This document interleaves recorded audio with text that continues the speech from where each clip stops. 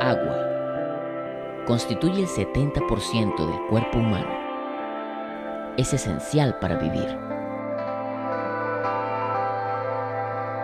Espíritu comunica al hombre con su Creador. Es esencial para adorar. Si alguno tiene sed, venga a mí y beba. Del interior del que cree en mí correrán ríos de agua viva. Jesús. Insaciables.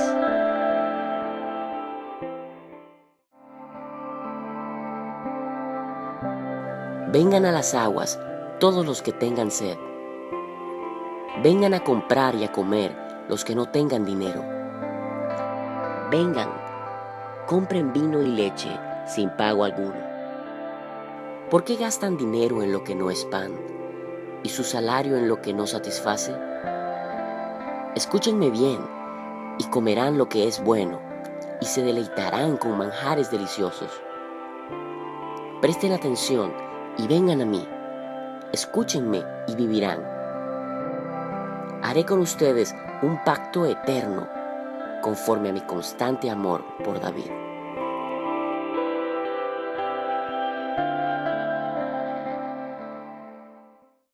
Isaías 55, 1 al 3, hace la invitación, vengan a las aguas, y termina diciendo en el versículo 3 que haré con ustedes un pacto eterno conforme a las misericordias, dice una traducción, pero otras dice conforme a mi gran amor por David. Entonces en David hay algo especial. David era un tipo muy amado por Dios. David es un modelo, David está ahí para modelar lo que un adorador, un amante de Dios, un hombre temeroso de Dios puede hacer. ¿Se va a equivocar? Sí, nosotros nos equivocamos, pero va a poder, también va a ser capaz de capturar el corazón de Dios, y sobre todo va a ser capaz de traer a la realidad los pensamientos, los diseños de Dios. Lo que Dios pensaba hacer, Él lo va a poder traer a la realidad nuestra. David entonces nos muestra lo que es ser amado con un amor singular. No sé si sabían que el nombre de David de hecho significa amado. Amado, así. Entonces, yo no sé si su padre lo amaba porque lo tenía allí escondido, y cuando dijeron ¿dónde estaban tus hijos?, ni lo llamó. Yo no sé, pero Dios lo amaba. Y no en vano Dios llama a Abraham su amigo, y Dios llama a David un hombre conforme a su corazón, su amado. No en vano esta gente está muy, muy involucrada en lo que es el plan de Dios para la humanidad. A Abraham se le hace una promesa, eso más adelante lo ampliaremos, pero a Abraham se le hace una promesa de que de él va a haber bendición para todas las gentes, para todos los pueblos. Y de él sale un pueblo, y de ese pueblo se levanta un rey que es David, y se levanta la casa de David, y a David se le hace una promesa de que esa casa va a ser perpetua, va a ser para siempre. De David viene el Mesías, de David viene Cristo, de David viene nuestro Salvador. Entonces, en cierta forma, él es un tipo del que había de venir, del rey, de reyes. Es como que lo está presagiando, él lo está prefigurando. Entonces, es mucho lo que podemos aprender de David. Isaías 51, 55, 1 al 3, entonces nos revela el amor singular de Dios por David, y que en base a él establece un pacto eterno. En base a David, a la casa de David, establece un pacto eterno. Y esto es porque este hombre, David, sabe traducir el corazón de Dios. Hechos 13, 22 es la plataforma para esta enseñanza, que he titulado Un hombre a su gusto. ¿A cuántos les gusta el café? así luce el Starbucks en la Nueva Jerusalén.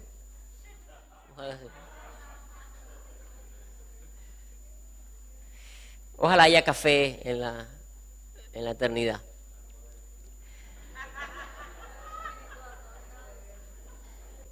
Encontré a David, hijo de Jesé, un hombre a mi gusto que llevará a cabo mis planes. A mi gusto, tradicionalmente se ha traducido conforme a mi corazón, Reina Valera 60. Y eso es lo que significa conforme a mi corazón. En otras versiones dice, yo quiero mucho a David o me agrada David. Esa es la idea. ¿Y por qué le agrada? La razón de que a Dios le agrada David es porque Él va a llevar a cabo sus planes. Es decir, todo lo que Dios le diga a David que haga, David lo va a hacer. Todo lo que quiera Dios, David lo va a hacer. Y es por esto que, wow, Dios se impresiona. Porque déjenme decirle que Dios a lo largo de la historia ha buscado gente que haga su voluntad, haga lo que Él quiere, y le ha ido mal. Entonces, ¿cuántos saben que no es tan fácil hacer todo lo que Dios quiera? Entonces, David tenía un corazón. No quiere decir que siempre David hizo todo lo que Dios quiso. Hay cosas que David hizo que Dios no quería que las hiciera. Pero sí vemos en el relato bíblico que él tenía una disposición por hacer. Siempre tiene la disposición por hacer la voluntad de Dios. Les decía que la Biblia nos revela que hay un amor, una simpatía muy particular de Dios hacia David, al punto tal que en base a él se enfila toda la artillería para llevar a cabo su plan eterno, traer un Mesías que salve, que redima a la humanidad. De todas las tribus que había en Israel, finalmente él optó por la casa de David, en la tribu de Judá, para allí él sembrar una semilla que sería salvación para toda la humanidad. Déjeme decirle que David es tan especial que sus salmos son profecía. Sus salmos son profecía. Cuando él está escribiendo sus salmos, no está haciendo otra cosa sino escribiendo literatura o escritura canónica. O sea, lo que nosotros hoy llamamos palabra de Dios salió de las canciones de David, mucho, ¿no? Los salmos. Entonces, sus canciones no eran cualquier canciones. Hoy día decimos que están inspiradas por el Espíritu Santo y que tienen poder. Creemos que es una palabra poderosa. Entonces, él tenía algo de profeta, al igual que Abraham. De Abraham se dice que era profeta. ¿Por qué? Porque hablaba con Dios y porque podía hablar de parte de Dios. Y en algún momento podía interceder delante de Dios por otras personas. Entonces, David también tiene esta manera de ser profeta, no solo porque él anticipa muchos sucesos, sufrimientos que va a tener el Cristo, sino también porque él habla de parte del corazón de Dios que conoce bien y se lo da a conocer al pueblo. No solo eso, sino que también sabe cómo llegarle a Dios. Él entiende lo que el Dios eterno siente. Él puede discernir el celo de Dios por su pueblo, y él también lo asume para sí. Él es capaz de traducirnos lo que el Dios invisible, que no podemos ver, pero deja conocer su voluntad. Él es capaz de traducirnos lo que él siente. David se destaca por estar siempre dispuesto a 4 cosas, y para los que anotan esto es importante. Conocer a Dios. David se destaca por siempre estar dispuesto a conocer a Dios, obedecer su voz, testificar de Él, asumir sus errores y enmendarlos. Voy a repetir, David se destaca por estar dispuesto a conocer a Dios, obedecer su voz, testificar de Él, asumir sus errores y enmendarlos. Conocer a Dios. Solo nos hace falta leer sus salmos, sus canciones, para tener testimonio de que David conocía el corazón de Dios. David sabía lo que sentía Dios por su pueblo Israel. Él era un pastor de ovejas. Y la dinámica que él tenía con su rebaño, el amor que tenía, la capacidad de él poner en riesgo su vida para salvar a una oveja mugrosa de un lobo, de un león. Bueno, mugrosa es de cariño, una oveja mugrosa. Poner en riesgo su vida para salvar a su preciosa oveja. Eso solo es una traducción de lo que Dios es capaz de hacer por nosotros. Dice los salmos que Dios cabalga desde los cielos para socorrernos. Ese es nuestro Dios. Y así también, así lo entiende David, y así también David se vuelve. Alguien dijo que uno se vuelve a la imagen de aquello que adora. David adoraba al Dios altísimo, al Dios eterno. Y David se comenzó a evidenciar rasgos de Dios, el amor, la entrega, la pasión por su pueblo. Eso lo aprendió de Dios. También lo demuestra con sus hechos, no solamente en sus canciones, sino con sus hechos. Aquellos que les gusta estar conectados en línea, cuando me toca enseñar, yo les permito a la gente que use Twitter y esa cosa. Pero no se ponga a ver nada más. Tuitee la cuestión y después vuelva. Ahí puede tuitar lo que acaba de decir. David anhelaba estar cerca de Dios, lo dice en sus canciones, pero también lo demuestra con sus hechos. El hashtag que tenemos es un hombre a su gusto. Vamos a hablar entonces de lo que David hace para demostrar que conocía a Dios, o que estaba dispuesto a conocerle.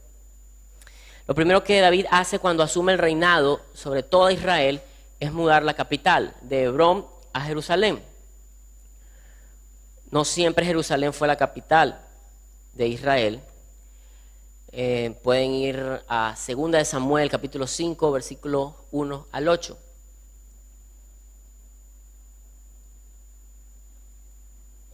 Segunda de Samuel, capítulo 5, versículo 1 al 8. Y los pongo en contexto. David, los primeros años de su vida, estuvo gobernando solo sobre la casa de Judá, sus parientes. Cuando Saúl muere, los generales de Saúl toman a su hijo Isboset y lo declaran rey. Y es rey sobre la mayoría de las tribus, pero la familia de Judá va a Hebrón y allí coronan a David como rey. Y fue un tiempo de guerras internas entre Israel hasta que David logra consolidar un reino. Hay un magnicidio, traicionan al hijo de Saúl, y finalmente todos los ancianos de cada tribu dicen, ya lo vamos a leer. Aquí está en el versículo 5, versículo 1 del capítulo 5. Ya lo tienen, 2 de Samuel 5, 1 al 8. Todas las tribus de Israel fueron a Hebrón para hablar con David. Le dijeron, Su Majestad, y nosotros somos de la misma sangre. Ya desde antes, cuando Saúl era nuestro rey, usted dirigía a Israel en sus campañas. ¿Se acuerdan que David era un soldado al servicio de Saúl? Y era un soldado muy destacado. Le cantaban canciones a David, que David mató 10,000 y Saúl solo a 1,000. Eso le daba envidia. Entonces dice que ya desde antes, cuando Saúl era nuestro rey, usted dirigía a Israel en sus campañas. El Señor le dijo a Su Majestad, esto fue a través de Samuel, el profeta, tú guiarás a mi pueblo Israel y lo gobernarás. Así pues, todos los ancianos de Israel fueron a Hebrón para hablar con el rey David. Y allí el rey hizo un pacto con ellos en presencia del Señor. Después de eso, ungieron a David para que fuera rey sobre Israel. David tenía 30 años cuando comenzó a reinar y reinó 40 años. Durante 7 años y 6 meses fue rey de Judá en Hebrón. Luego reinó en Jerusalén sobre todo Israel y Judá durante 33 años. El rey y sus soldados marcharon sobre Jerusalén, estoy leyendo el versículo 6, para atacar a los jebuseos que vivían allí. Jerusalén estaba ocupada por enemigos de Israel. Los jebuseos, pensando que David no podía entrar en la ciudad, le dijeron a David: aquí no entrarás, para ponerte en retirada nos bastan los ciegos y los cojos. Habráse visto tamaña soberbia.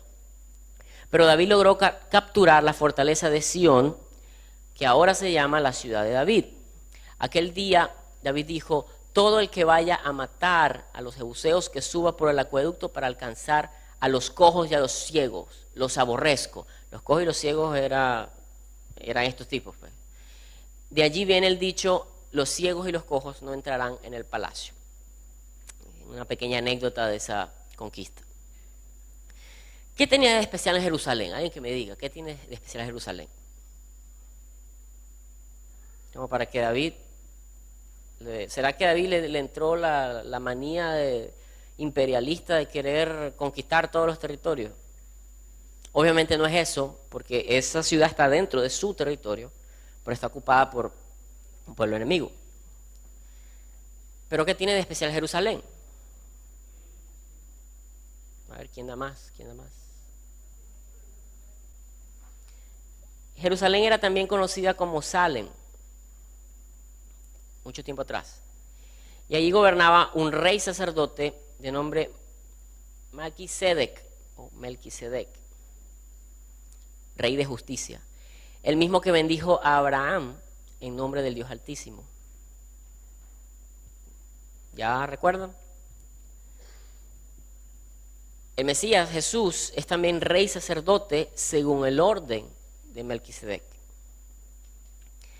Ahora yo me pregunto, ¿habría o no que recuperar la ciudad de las manos de los enemigos de Israel? ¿Era esta ciudad importante o no era importante?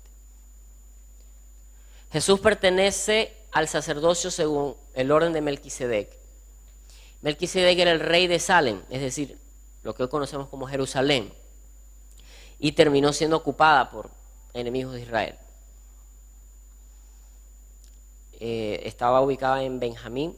Los benjamitas no lograron expulsarlos y ahí estaban ellos viviendo en medio de los israelitas como si nada. Y fíjense que eran odiosos, como le dijeron a David. Entonces, ¿importaba o no importaba Jerusalén? Para los propósitos de Dios, por supuesto que importaba.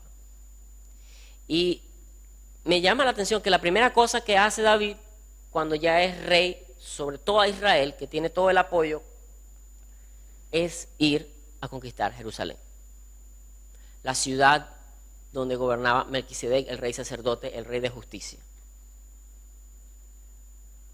predecesor en sacerdocio de nada más y nada menos que del Hijo de Dios. Entonces, Melquisedec es una figura importante en la Biblia, pero Jerusalén, la ciudad que él gobernó, también es muy importante, hasta el punto que en la eternidad la ciudad donde vamos a vivir se llama la Nueva Jerusalén, y Jerusalén es simplemente la ciudad de paz, de ahí viene la raíz, es una ciudad de paz, y ahí desde Jerusalén el príncipe de paz gobernará a las naciones y ellos conocerán lo que es la justicia. ¿Cuántos dicen amén a eso? El Señor merece un aplauso por eso. Hácelo.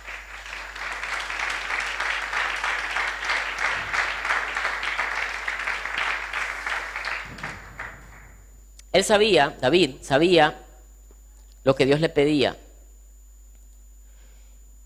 Y cuando no sabía, le consultaba.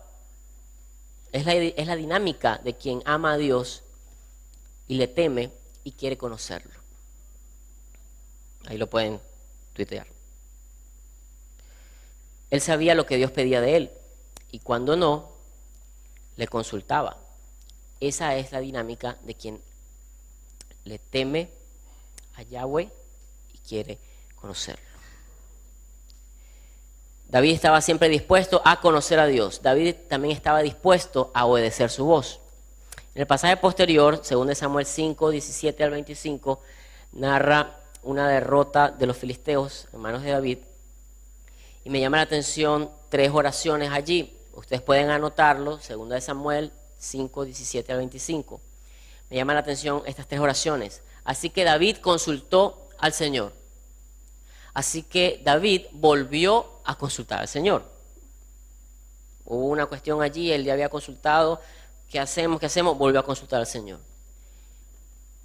Y después, cuando recibe una palabra del Señor,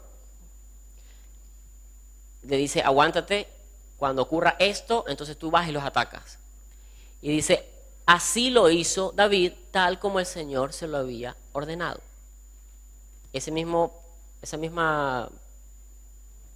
incidente, ese mismo evento está en Crónicas, Primera de Crónicas 14. Hay muchos pasajes paralelos que usted puede encontrar y es chévere porque en Samuel lo plantea de una manera, en Crónicas hay alguna información adicional.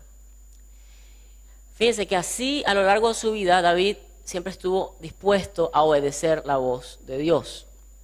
Él sabía que estaba en esa posición de rey para cumplir la voluntad del Señor. Y todo plan que hubiera en el corazón de David tenía que pasar por el escáner divino primero, para poder ejecutarlo. Quiero hacerte una casa. Natán, ¿qué te parece si le hacemos una casa al Señor? Oh, sí, le dijo Natán, así en sí mismo. Sí, David, si Dios está siempre contigo, él le va a dar play a eso, le va a dar el visto bueno. Dale. Cuando llega Natán a su casa en la noche, el Señor le habla y le dice, dile a David esto y esto y esto. Dile que él no me va a hacer la casa. Ok. Entonces, pero David había consultado. David había consultado, el profeta le dijo, dale, para adelante. Después Dios le habla al profeta y le dice, ya, sí, pero no. Sí la vamos a hacer, pero no la vas a hacer tú. Aparte que tenía la aprobación de Dios, entonces siempre estuvo dispuesto a testificar de Dios. ¿Alguien se recuerda lo que le dijo David a Goliat en el campo de batalla? Si no se acuerdan, busquen 1 Samuel 17, 45 al 47. 1 Samuel 17, 45 al 47. Dice lo siguiente. Tú vienes contra mí con espada, lanza y jabalina, pero yo vengo ante ti en el nombre del Señor Todopoderoso, el Dios de los ejércitos de Israel, a los que has desafiado. Hoy mismo el Señor te entregará en mis manos, y yo te mataré y te cortaré la cabeza. No era un niño indefenso que jugaba PlayStation todo el tiempo. Él sabía lo que estaba haciendo. Hoy mismo echaré los cadáveres del ejército filisteo a las aves del cielo y a las fieras del campo, y todo el mundo, anote esto, subráyelo en su mente, todo el mundo sabrá que hay un Dios en Israel. Todos los que están aquí reconocerán que el Señor salva sin necesidad de espada ni de lanza. La batalla es del Señor y Él los entregará a ustedes en nuestras manos. David estaba siempre dispuesto a testificar de Dios, de quién era Él, de lo que era capaz de hacer. No se temorizaba, no se avergonzaba.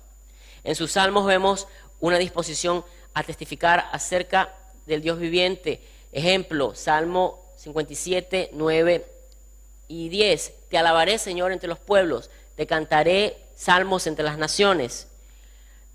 Pues tu amor es tan grande que llega a los cielos, tu verdad llega hasta el firmamento. Salmo 105, 1 al 7. Den gracias al Señor, invoquen su nombre, den a conocer sus obras a las naciones. Más adelante vamos a ver esto, pero Dios no es... Dios es el Dios de Israel. Recuerda que Israel significa el que pelea junto a Dios, el aliado, ¿okay? Y Dios es el Dios de Israel. Pero Israel no es solamente los que nacen en Israel. ¿Ok? Sí, Israel, el que está allá y que tiene la problemática que tienen, lo sé. Pero según Romanos, el apóstol Pablo enseña que el Israel que Dios ha cultivado y pone el ejemplo del olivo, es una nación de hijos, es una nación de creyentes, más allá de la sangre. Entonces esto es muy importante. Cántenle, denle a conocer sus obras entre las naciones. Dios no eligió a Israel simplemente para que Israel fuera salvo. Dios eligió a Israel para traer a través de Israel un Mesías que salvara a todas las naciones. De manera que el propósito de existir de Israel es darle a conocer a las naciones quién es Dios. Y David entendió eso, y David a través de sus salmos, él motivaba al pueblo. Las naciones tienen que enterarse de quién es nuestro Dios y de lo que es capaz de hacer. Cántenle, entónenle salmos, hablen de todas sus maravillas. Siéntanse orgullosos de su santo nombre. Alégrense el corazón de los que buscan al Señor. Recurran al Señor y a su fuerza. Busquen siempre su rostro.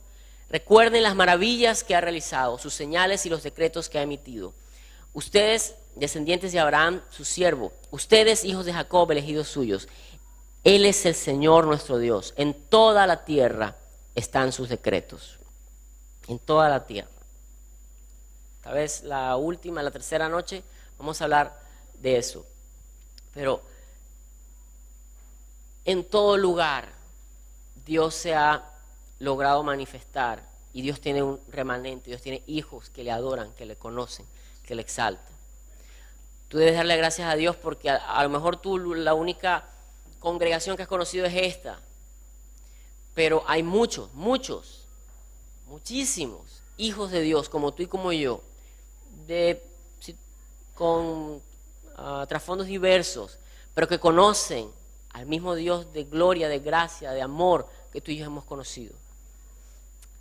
David estuvo dispuesto no solo a conocer a Dios y a obedecer su voz y a testificar de Él, sino también estuvo dispuesto siempre a asumir sus errores y enmendarlos. Hay 3 episodios en los que veo al rey David equivocándose y muy feo, pero asumiendo sus culpas, genuinamente arrepentido y buscando reparar el daño. Cuando hizo el censo militar al final de su reinado, ¿se acuerdan?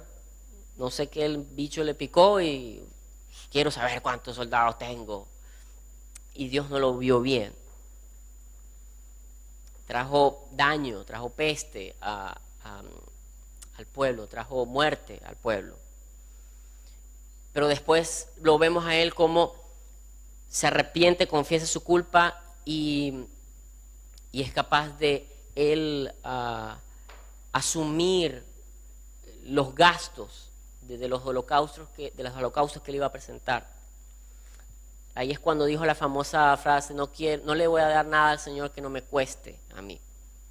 Ese es David. Esa es una persona que se equivoca, pero es una persona que, porque conoce a Dios, sabe que Dios es lento para la ira, es grande en misericordia, es perdonador, y al que se humilla, Él no lo mira de lejos, sino que lo recibe. La otra fue cuando cometió adulterio y asesinato. Urías, su esposa, adulteró con su esposa, asesinó a Urías. Y vemos que, aunque él se cayó un buen tiempo y andaba así muriéndose, casi que tenía un cáncer allí, dice el Salmo, porque se lo tenía callado y la gente podía estar hablando. Pero finalmente cuando él confesó y él dijo: yo soy digno de muerte, el Señor lo perdona a él. Y vemos que es el mismo David de siempre, que ama a Dios, que busca la justicia y que sabe que él, siendo culpable, es digno de muerte, pero Dios le perdona. Y el otro episodio en que veo que David se equivoca es el episodio en el que Usa, ¿se acuerdan de Usa? El que tocó el arca de la alianza.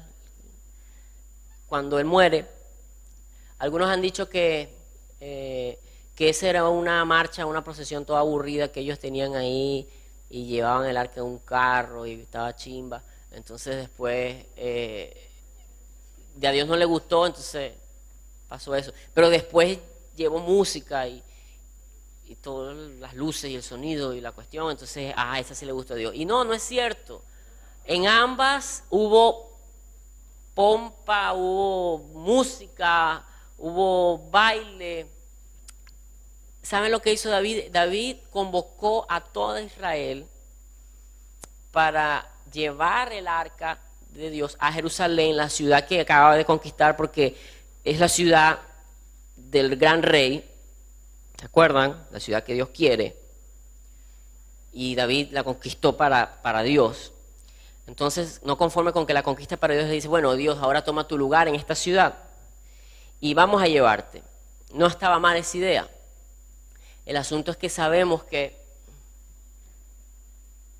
no lo hicieron como debían, porque como ven, al arca se le ponen unas barras y los sacerdotes tienen que llevarla en hombros, y no fue la forma como la llevaron. La cuestión no es que si la pones en un carro, pum, eso pega corriente y te muere. No, porque los filisteos la pusieron también en un carro y no se murieron los filisteos. El punto no era el carro, el punto era que el sacerdocio instituido no estaba ocupando el lugar que le correspondía. Entonces eso fue una falla, eso fue un error de David allí, al no convocarlos a que participaran activamente de eso. Él convocó a todo Israel, pero ese pequeño detalle no lo tomó en cuenta. ¿Y qué pasa? Usa muere. Tenían a todo el pueblo allí. Eso era un poco de plata que invirtieron para trasladar cientos de personas de diferentes lugares para hacer una fiesta que termina en un velorio. Qué patético. David se llena de miedo. David dice, no, vamos a dejar el arca aquí. Pasa el tiempo escudriñando la palabra, se encuentra que lo había hecho mal. Y después dice, en 1 Crónicas 15, 11 al 13, 1 Crónicas 15, 11 al 13, luego David llamó a los sacerdotes Sadoc y Abiatar, y a los levitas Uriel, Asaías, Joel, Semaías, Eliel y Aminadab, y les dijo, como ustedes son los jefes de las familias patriarcales de los levitas, purifíquense y purifiquen a sus parientes para que puedan traer el arca del Señor, Dios de Israel, al lugar que he dispuesto para ella, la tienda. Él dispuso todo, tenía en su corazón, Dios dio luz verde, o sea, Dios no le dijo que no, pero en eso se había equivocado. Entonces ahora él está corrigiendo y los está llamando y les está diciendo, usted se va a encargar del arca. El arca es el negocio de ustedes, eso es lo suyo. Dice, la primera vez ustedes no la transportaron, ni nosotros consultamos al Señor nuestro Dios como está establecido. Por eso Él se enfureció contra nosotros. Es el rey que está diciendo. El rey está diciendo, me equivoqué, no consulté al Señor y por eso nos pasó lo que nos pasó. Es verdad que ustedes no estaban aquí, ustedes debieron haber estado aquí, pero también es culpa mía que no consulté al Señor. Un hombre con tanto poder, no es fácil que reconozca un error. Y un error tan dramático, ¿no? Le pudieron echar la culpa al buey, le pudieron echar la culpa a quien fuera. Pero él asumió su culpa. David siempre dispuesto a conocer a Dios. David siempre dispuesto a obedecer su voz. David siempre dispuesto a testificar de Dios. Que quién es Él. David siempre dispuesto a asumir sus fallas y a restituir.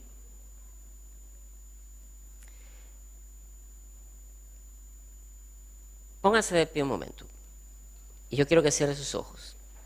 Y yo le voy a hacer unas preguntas. Porque la cuestión no es que vamos a estudiar a David como mera historia para luego hacerles un examen. ¿Dónde nació David? ¿Cuántos hermanos tuvo? No es el punto de esto. El punto es que en David se consolida una idea, un plan, un pacto que va a traer vida a la humanidad, vida eterna a la humanidad. Y David está puesto como modelo para nosotros, para que sigamos sus pasos. Un hombre que entendió el corazón de Dios, un hombre que fue adelantado en sus propuestas. Cierra tus ojos y respóndete, ¿qué tan bien conoces a Dios? ¿Disfrutas estar con Él? ¿Sabes identificar su voz? Su voz que es por su palabra, ¿no? Por su Espíritu Santo.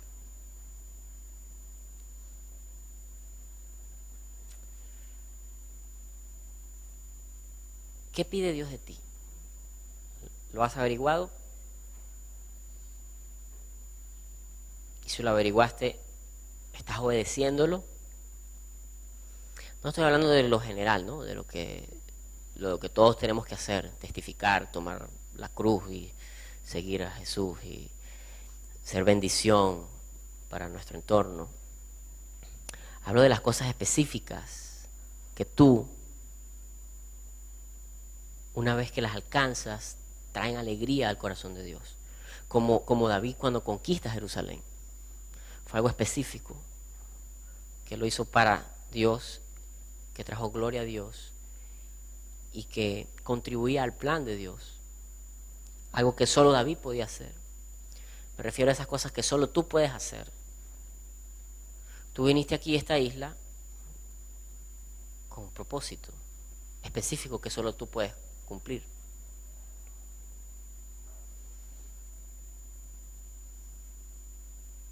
Tal vez muchas personas vendrán y hablarán de David y todo eso, pero tal vez yo vine aquí para hacerte esta misma pregunta, precisamente esta pregunta.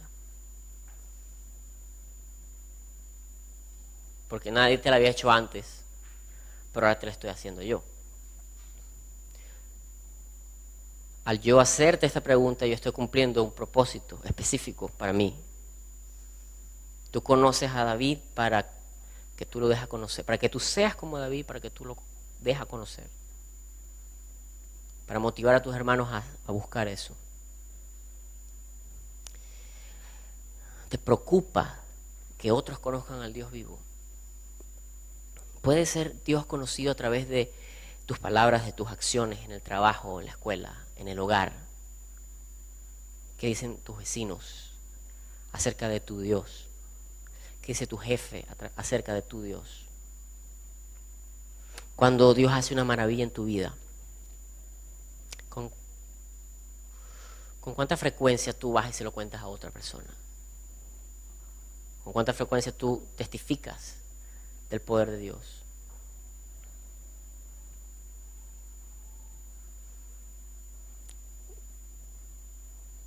¿Cuándo fue la última vez que compartiste el amor de Cristo con otro? Y déjame hacerte una última tanda de preguntas. ¿Cómo es tu actitud ante el pecado?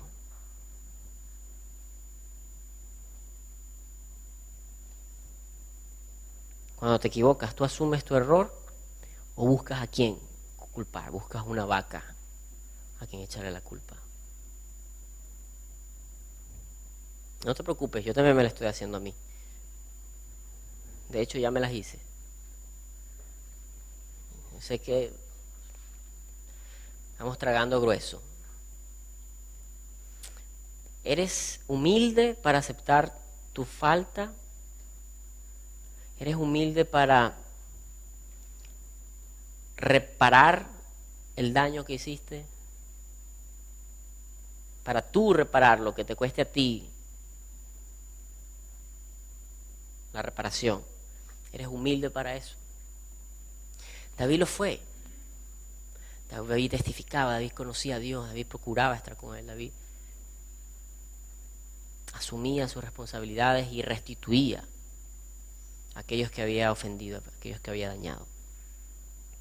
Pero ¿qué ¿Qué de ti y qué de mí? Ahí donde estás. Si crees que David es más que un personaje del cual hablamos a nuestros niños en la escuela dominical, si crees que David tiene algo que decirte a ti y algo que enseñarte a ti, con tus ojos cerrados, levanta tus manos. Dile: Señor, quiero ser conforme a tu corazón. Quiero ser un hombre, quiero ser una mujer a tu gusto. Mas hoy vengo para edificar un nuevo templo donde tú pondrás tu voluntad, te glorificarás, oh mi Señor. Y hoy tengo algo que ofrecer, no es oro ni plata, sino